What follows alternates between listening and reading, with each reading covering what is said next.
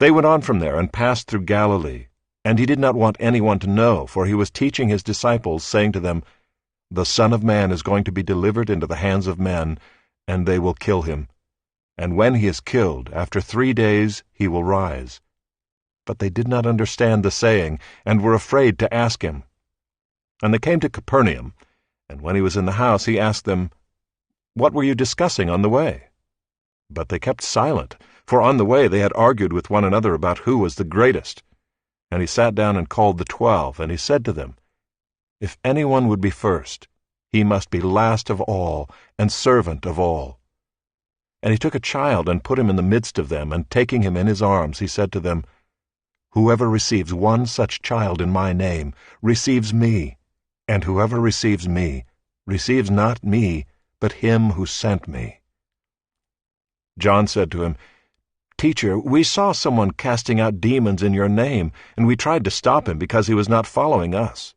But Jesus said, "Do not stop him, for no one who does a mighty work in my name will be able soon afterward to speak evil of me. For the one who is not against us is for us. For truly I say to you, whoever gives you a cup of water to drink because you belong to Christ will by no means lose his reward. Whoever causes one of these little ones who believe in me to sin, it would be better for him if a great millstone were hung around his neck and he were thrown into the sea.